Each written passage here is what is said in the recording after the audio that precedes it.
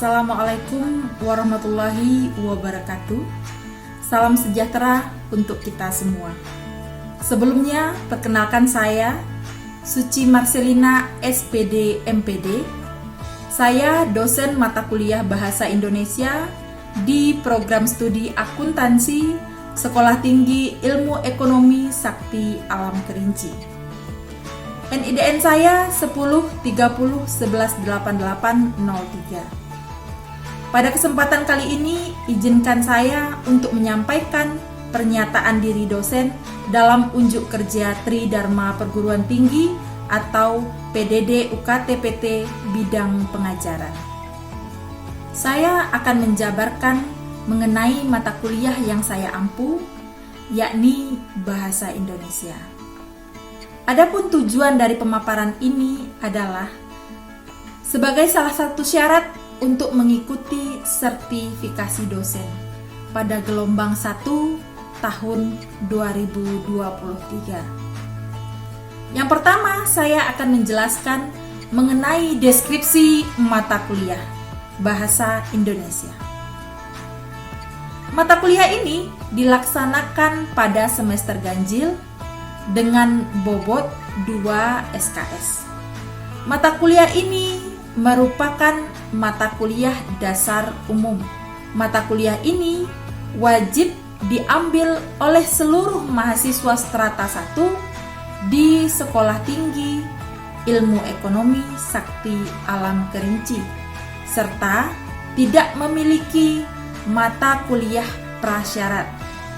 Karena memang mata kuliah ini merupakan mata kuliah dasar yang disampaikan pada mahasiswa di semester 1. Mata kuliah Bahasa Indonesia merupakan salah satu mata kuliah pengembangan kepribadian yang menekankan keterampilan mahasiswa untuk menggunakan bahasa Indonesia dengan baik dan benar.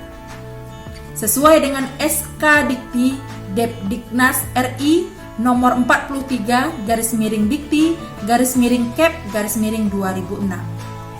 Kompetensi dasar mata kuliah Bahasa Indonesia ini adalah menjadi ilmuwan dan profesional yang memiliki pengetahuan dan sikap positif terhadap bahasa Indonesia sebagai bahasa negara dan bahasa nasional, serta mampu menggunakannya secara baik dan benar untuk mengungkapkan pemahaman, rasa kebangsaan dan cinta tanah air, dan untuk berbagai keperluan dalam bidang ilmu teknologi dan seni, serta profesinya masing-masing.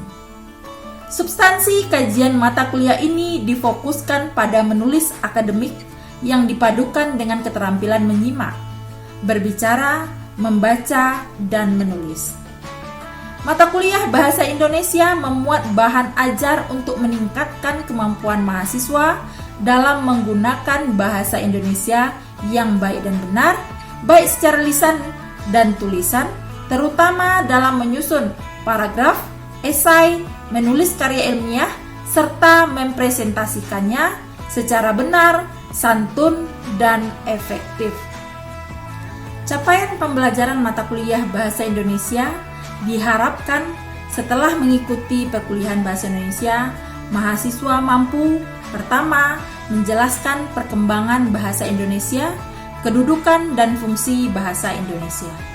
Kedua, menggunakan ragam bahasa lisan dan tulisan sesuai konteks. Tiga, mengkritik dan mengaudit penulisan yang tidak sesuai dengan ejaan bahasa Indonesia. Empat, memilih diksi atau pilihan kata berdasarkan topik karangan. 5. Menyusun kalimat efektif, logis, dan sesuai dengan kaidah. 6. Mengembangkan paragraf. 7. Menyusun pengutipan dan daftar pustaka. 8. Membuat kerangka karya ilmiah. Dan 9. Mempresentasikan karya ilmiah.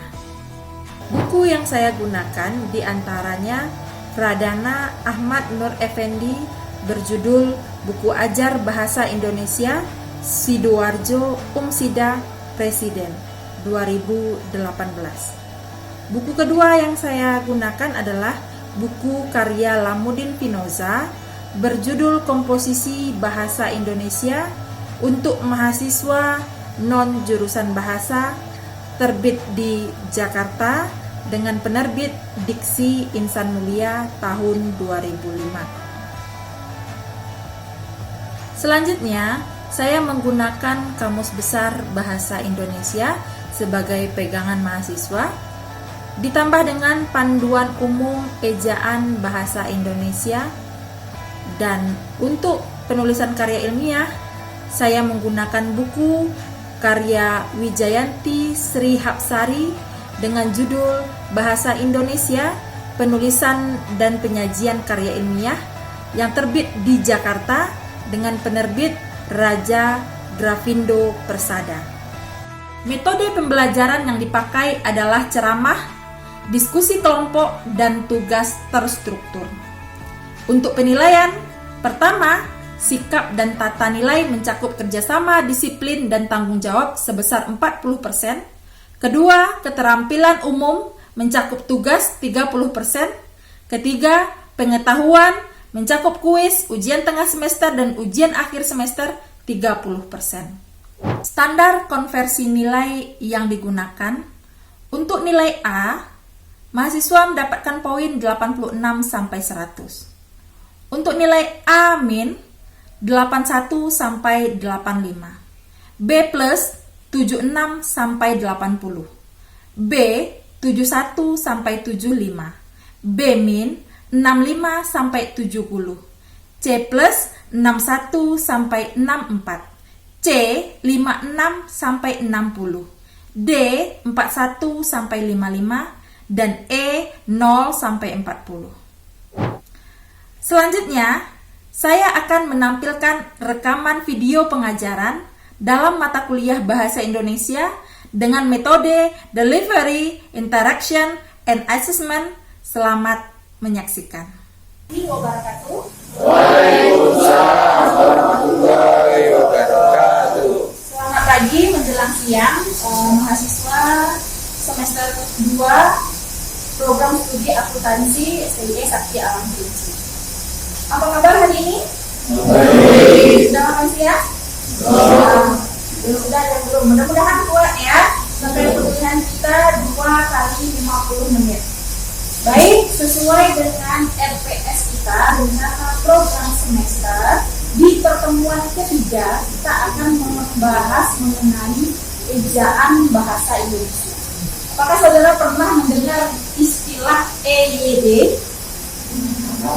Apa itu kepanjangannya EYD? Ejaan yang disempurnakan. Saat ini, ya, sebenarnya mulai dari tahun 2016 ya, EYD sudah berganti nama dengan EBI, Ejaan Bahasa Indonesia. Semuanya diatur dalam PUBI atau Panduan Umum Ejaan Bahasa Indonesia. Ini dikeluarkan oleh Badan Pengembangan dan Pembinaan Bahasa, Kementerian Pendidikan dan Kebudayaan. Ya, kenapa harus ada yang namanya PUBI? Sebelum belajar, saya biasanya ya dengan mahasiswa selalu mengatakan kita belajar bahasa Indonesia, oh ya gampang. Udah dari kelas 1 SD kok belajar bahasa Indonesia ya. Sudah dari SD sampai SMA. Sudah berapa tahun? 12 tahun. Bahasa Indonesia. Begitu kuliah, bahasa Indonesia lagi. Nah, mari kita lihat apakah saudara sudah benar-benar mampu berbahasa Indonesia yang baik dan benar atau belum? Ayo, saya minta tolong. Silakan ditulis namanya. Masih ingat namanya ya? Kita tes apakah kita benar-benar sudah mampu menulis dengan kaidah yang benar atau belum.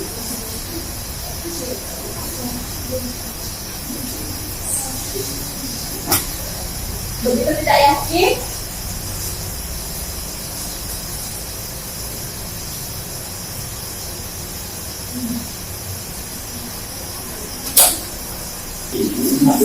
baik. Yang kedua nih, lihat yang kedua. Bagaimana Anda menulis nama biasanya? Saya nanti setelah penjelasan ini kita tahu yang benar bagaimana, yang Anda tulis bagaimana. Kalau besar tidak masalah.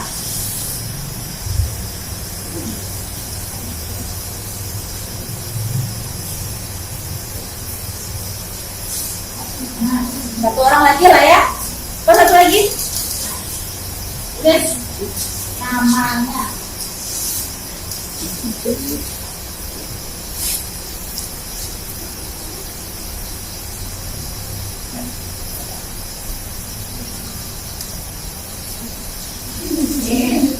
Kira-kira dari 1, 2, 3 mana yang betul? Nanti kita pelajari. Oke, saya mau minta tolong lagi untuk menulis tempat tinggal. Masih ingat tempat tinggalnya di mana? Ayo coba tulis tempat tinggalnya di mana. Saya tinggal di kalimat.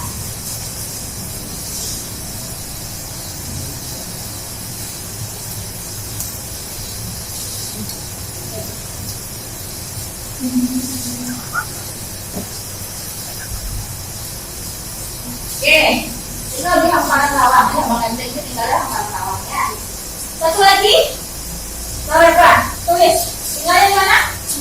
Ayo, coba ditulis.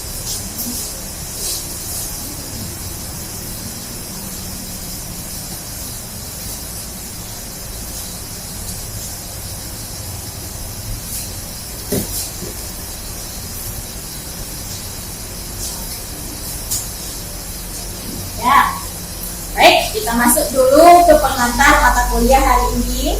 Ya, kalau di bahasa Indonesia ini satu huruf menjadi permasalahan. Nah, namun kita ulang lagi ya, saudara yang sudah 12 tahun belajar bahasa Indonesia biasanya tidak serta-merta menghitungnya. Jadi jumlah huruf yang ada di Indonesia itu ada 26 ya. Itu sudah saudara ketahui. Dari 26 huruf itu dia dibagi menjadi ada yang namanya huruf kapital dan non kapital dalam penulisannya. Ya, ada huruf kapital dan non kapital. Nah, dalam penulisan hurufnya. Lalu kalau dalam pengucapannya ada yang namanya huruf konsonan dan huruf vokal. Berapa jumlah huruf vokal yang saudara tahu? Apa itu hurufnya? Apa? A, I, U, E, O. Terdiri dari 5 huruf, yaitu A, I, U, dan E, O. Oke. Ini nanti 21-nya merupakan huruf yang berjenis huruf konsonan. Huruf kapital ini memiliki banyak fungsi ya dalam penggunaannya.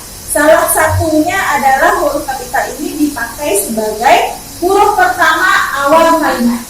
Ya, ini sudah biasa kita laksanakan ya. Kalau mulai menulis kalimat maka kita menggunakan huruf kapital.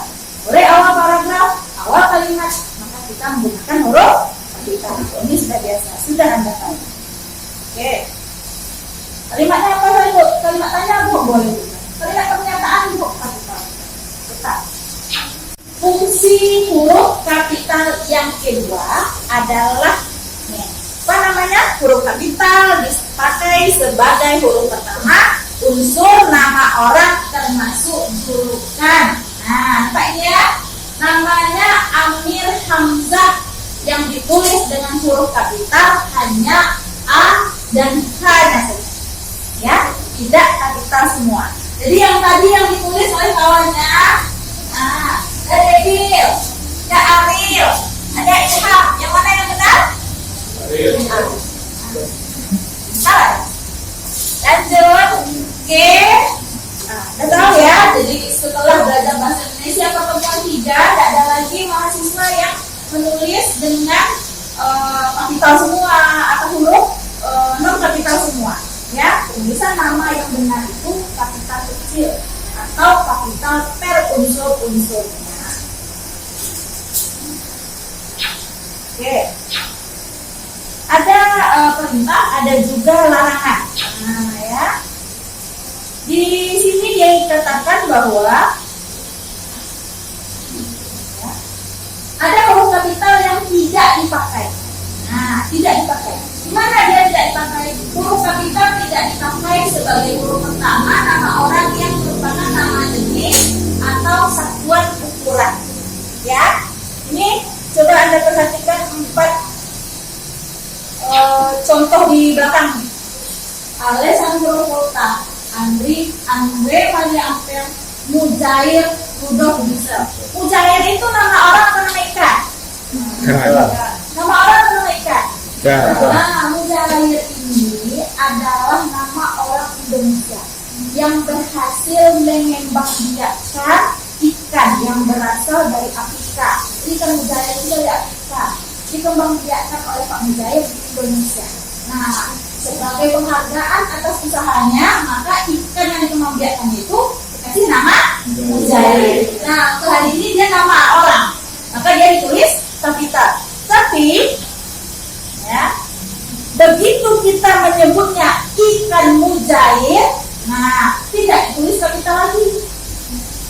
Ya, begitu juga dengan mesin diesel, ya. Walaupun ditemukan oleh diesel, karena sudah merujuk kepada benda bukan manusia, dia ditulis dengan huruf tidak kapital. Oke, 5 ampere dan volt, ya. Itu nama-nama penunjuknya yang disematkan kepada hasil pembuatan.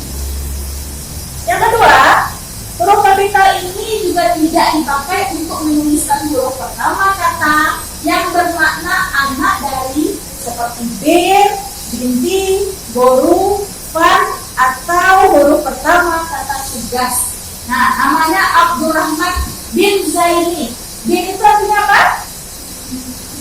Bin itu artinya apa? Anak. Nah, kalau dia berarti anak dari, maka dia juga ditulis dengan huruf kapital. Kita masuk ke fungsi huruf kapital yang selanjutnya. Huruf kapital ini dipakai sebagai huruf pertama setiap kata nama agama, kitab suci, dan Tuhan, termasuk sebutan dan kata ganti untuk Tuhan. Ya, agama udah ngerti kita tuh.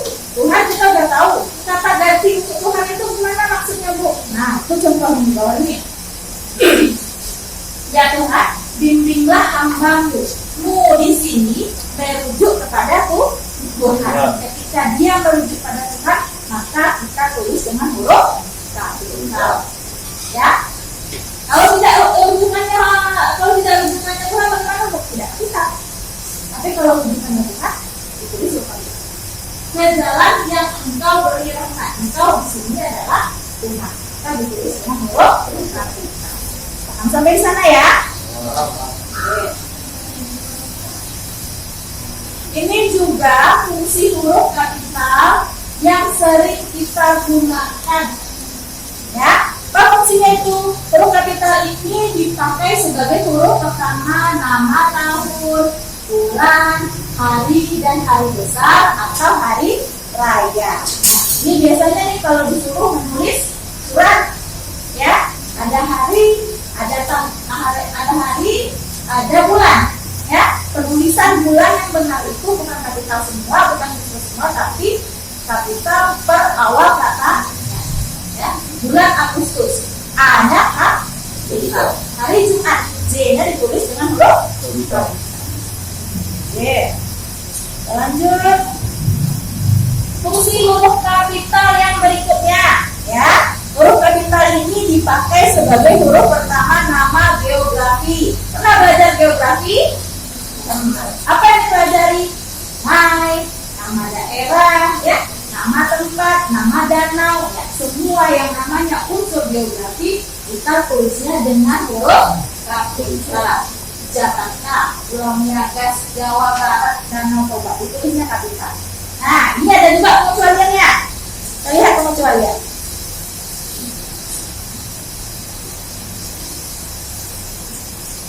Nah, pengecualian yang pertama, ya, huruf pertama nama geografi yang bukan nama diri tidak ditulis dengan huruf kapital. Tadi Teluk ditulisnya huruf Teluk Bayur ditulisnya kapital. Begitu Teluk aja tidak kapital. Kenapa? Dia dianggap bukan nama diri. Ya, tidak jelas teluknya teluk mana. Saya menghabiskan hari Minggu di danau. D-nya kecil. Saya menghabiskan hari Minggu di Danau Kelinci. Ditulisnya huruf kapital. Tahu maksudnya ya? Oke. Ada pengecualian yang kedua. Pengecualian yang kedua adalah huruf pertama nama tetapi yang dipakai sebagai nama jenis tidak ditulis dengan huruf. Nah, ini kebiasaan orang kita ya, biasa memberi nama buah dengan entah itu latar belakangnya, entah berhubungan dengan buah itu sendiri atau tempat itu sendiri. Karena nama sate Madura, pernah itu tempat atau makanan.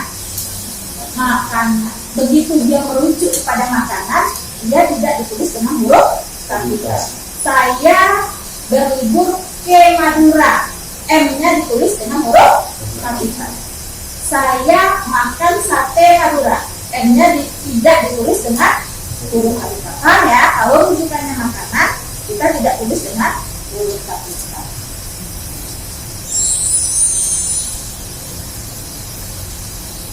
Nah, ini juga paling sering nih. Jangan sampai Anda menulis skripsi nanti dimarahi sama pembimbing. Ini gelar saya salah nih. Ya, di sini juga diatur bagaimana cara menulis gelar yang benar. Nah, sarjana hukum ditulisnya S.H. Sarjana kesehatan masyarakat ditulisnya S.K.M. Ya. Sarjana magister humaniora ditulisnya M.HUM. H kapital, UM maupun kapital. Titik. Sampai di sini ada pertanyaan? Ya, silakan. Bagaimana beda antara penulisan gelar dokter dan doktor? Bisa bingung ya? Ada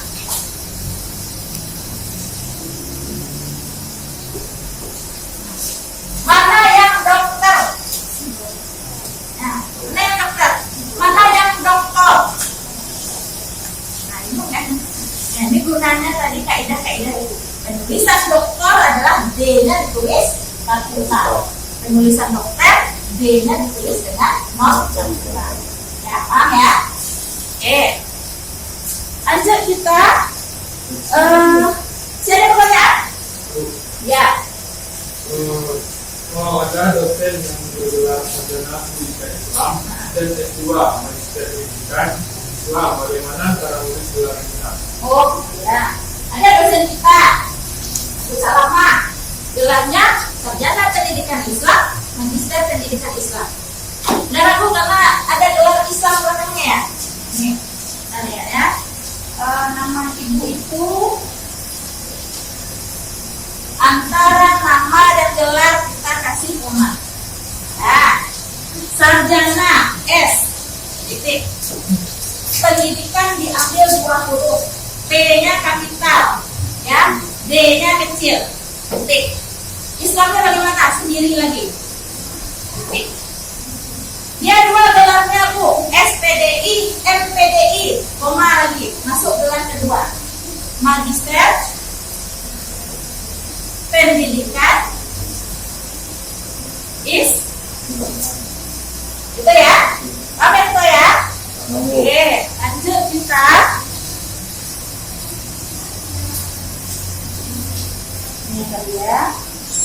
Oke, penjelasan huruf kapital kita masuk kepada penjelasan yang baru, yaitu mengenai huruf miring. Nah, huruf yang ditulis dengan huruf miring. Fungsi huruf miring ini ada beberapa. Yang pertama adalah huruf miring ini dipakai untuk menuliskan judul buku, nama majalah, nama surat kabar yang dikutip dalam tulisan. Muncul pertanyaan, kenapa Bu nama-nama itu harus diberi huruf miring? Kadang-kadang nama-nama dari judul buku, nama majalah memiliki makna ganda. Ya, contoh, saya membeli kompas. Ada 2 makna. Kompas dari makna yang sebenarnya, kompas satu lagi koran. Ya, jadi nama-nama itu memiliki persamaan yang menyebabkan pemahamannya lanjut. Ya, dengan ditulis miring, kita tahu, oh ini kompas yang dimaksud adalah surat kabar. Ya, bukan kompas dengan dalam arti sebenarnya. Oke. Ini juga paling sering ya, fungsi berikutnya akan sering saudara temukan. Ya, fungsi huruf miring ini dipakai untuk menegaskan atau mengkhususkan huruf, bagian kata, atau kelompok kata dalam kalimat. Ya, kenapa dikhususkan? Karena dia berbeda, otomatis kita memperhatikan. Nah, Yoda, dia tidak diantar, tapi mengantar. Kadang-kadang ada orang yang terbiasa membaca cepat. Ya, begitu membaca cepat keliru. Dengan dibuat penulisan berbeda, diharapkan orang yang membaca itu sadar, oh ini maksudnya seperti ini, ya. Dia diantar, dia tidak diantar, tetapi mengantar. Nah, di dalam bab ini tidak dibahas pemakaian pada itu ya, dimiringkan supaya menjadi perhatian. Lanjut ke fungsi yang berikutnya. Ini yang sering juga saudara gunakan nanti ketika menulis fiksi, karena kita juga ada nanti mengutip dari istilah-istilah asing. Nah, fungsi huruf miring ini dipakai untuk menuliskan kata atau ungkapan dalam bahasa daerah atau bahasa asing. Jadi istilah-istilah asing itu atau bahasa-bahasa daerah kita tulis dengan huruf miring. Ya, contohnya ya, ungkapan Bhinneka Tunggal Ika dijadikan semboyan negara Indonesia. Upacara bersejuk menarik perhatian wisatawan asing yang berkunjung ke Aceh. Nah, itu masuk bahasa daerah. Nama buah manggi, nama ilmiah buah manggis adalah Garnicia mangostan. Nah, itu yang istilah asing tadi. Penulisannya dimiliki. Lalu bagaimana kalau menulis huruf miring ketika tulis tangan? Ini pakai komputer ya, kayak laptop. Kalau tulis tangan gimana? Tulisannya udah miring. Gimana menandainya? Tulisan tangannya miring atau tidak? Miring. Nah, bagaimana menandainya? Diatur juga. Oke. Dalam naskah tulisan tangan, ya kedua ya, atau mesin T yang bukan komputer ya, bagian yang akan dicetak miring ditandai dengan digaris bawahi secara manual. Ini tulisan saya ada miring bu, gitu ya. Gimana bedanya miring tulisan huruf miring apa tidak? Kita garis bawahi. Oke, yang kedua kecamatan kucing saya sudah selesai. Ini sudah sampai kita penjelasan pertemuan ketiga. Nah, sudah ada penjelasan berarti ada evaluasi. Ini surat yang saya terima dari Hima Akuntansi STI Sakti Alam Kerinci. Ya, di dalam selembar surat ini saya temukan 30 kesalahan penggunaan huruf kapital. Ya, tugas Anda hari ini adalah saudara ulang tulis dan tandai apa yang saudara ubah. Di bawahnya beri penjelasan alasan mengapa Anda mengubah. Paham saya? Paham. Ini surat ini ditulis ulang, lalu yang menurut saudara salah, saudara perbaiki. Ya, di garis bawahi bahwasanya ini sudah diperbaiki. Ya, kita lihat apakah saudara ketemu 30-30-nya atau lebih, ya, atau kurang. Ya, di bawahnya berikan alasan kenapa Anda memperbaiki. Sebagai bentuk saya tahu bahwa Anda benar-benar memahami fungsi dari huruf kapital tadi. Paham ya? Paham. Oke, selamat bekerja. Silakan